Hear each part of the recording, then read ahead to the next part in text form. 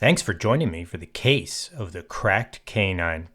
Patient came in for an emergency visit, and you could see their canine, upper left canine, tooth number 11, is cracked and moving around. There you can see the space on the back side. It's still attached on the front side, and the crown is not loose on the whole tooth. It's still attached to part of the tooth. So part of the tooth is inside it. The root of the tooth is still in their gum. So I'm suspecting it's still in there because the tooth fragment's attached to the gum and holding it in. And there you can see it moving as I move it with the Explorer and wiggle it around. So this tooth, it's an older porcelain fused to metal crown. You can see it's actually been accessed for a root canal. And on the x-ray, you can see the root canal there. And there's the root canal. It's a well-done root canal. It looks okay, but there is the crown on there.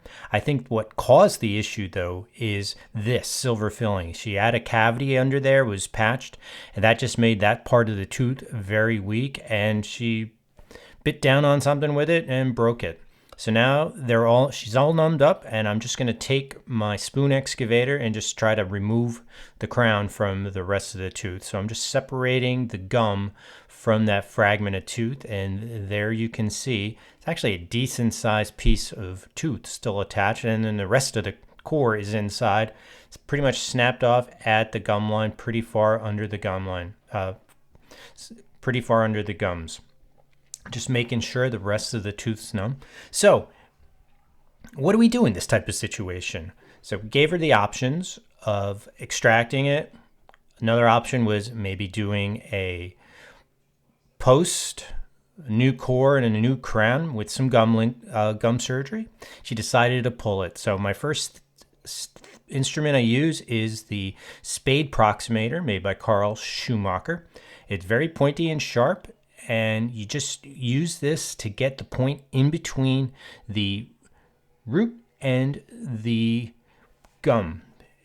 I'm trying to get it into the PDL space. Basically, I'm making the socket bigger to get the tooth out. So I just work this all around, just going gently. I found too with root canal teeth, especially root canal teeth that broke before, have cracked like this, that there's a chance there could be other cracks in it, and this whole root could end up coming out in a bunch of little pieces. So I'm just, for this extraction, I'm going to take my time, work all around, try to get it out in one piece.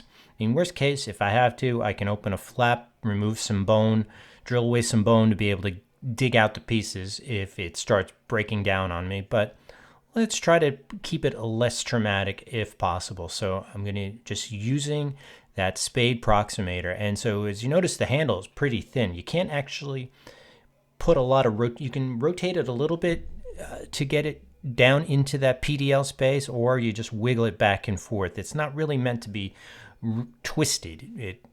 That thin handle doesn't allow you to actually generate that much twisting force like you can with a conventional elevator, which has a thicker handle to grab onto. So again, just working my way all around, and I'll go back and forth, try to make that space a little bit bigger. So let's clean off the blood, try to get a better view, and back in onto the mesial side. Again, just working it, and if I do twist it, I'm not twisting it. I'm not putting any pressure on the neighboring teeth. I'm pushing against the jawbone in the socket to try to get that root to move. I'm trying to hopefully get the whole piece moving the whole root moving in one piece, as opposed to just putting enough pressure on it and having it fracture. Fortunately, there wasn't any decay on the tooth, so what's there, as long as it's not cracked, it should be pretty strong. The worst is if somebody breaks a tooth off because it's decayed, and then you're only left with mush to work with. And in those situations, a lot of times, yes, you do have to get the surgical handpiece out and remove some jawbone to get the tooth out. But again, we're just meticulously just taking my time, going around there, back and forth, side to side. Don't really want to use the instrument on the lip side, because that's where the jawbone is the thinnest. All right, so I got a pair of apical retention forceps. Not my favorites. These are not my favorite set of forceps. I have a better set, but let's just give that a try. These were just what my assistant brought to me and left on the bracket table. Let's see if I can get a good enough grip with these. So let's go back to the spade proximator and just work that around. Sometimes if you're real lucky, you can get it out with just that. Next, now that I have some space, I'm going to use a 301. This is just a Henry Schein brand, nothing expensive, not a fancy instrument. 301 elevators, these tend to get beat up, get bent, twisted up, so they wear. You got to toss them after a while. And again, now the tip is thicker than the spade proximator, so I'm just going back in those same spaces that the spade proximator created in the PDL space and just working it the same way. A little bit of twisting back and forth, apical pressure. So what that means is I'm pushing up into the gums and trying to wedge that in there. Two things can't occupy the same space. And the root, if you look back on the x-ray, is kind of a conical shape. So if I push this up and into that space, the root should want to come out, down and out of that space. So we just work it, and the 301 has a little bit thicker handle, which makes it much easier to twist it and rotate it when it's in the socket. So now I'm taking my Carl Schumacher branded apical retention pliers. These are much better than that last pair, and I can actually get the tips, the beaks are much thinner, and I can get them up, down under the gum line to grab the root better. So again, I'm forcing it in under the gum as far as I can and squeezing it, grabbing it. And again, I don't want to use too much pressure to crack off the thing, but I'm just gently rocking the tooth towards the lip, towards the roof of the mouth, and a little bit of twisting every now and then. This is just to expand the bone, make the hole bigger. That's the key concept to removing a tooth.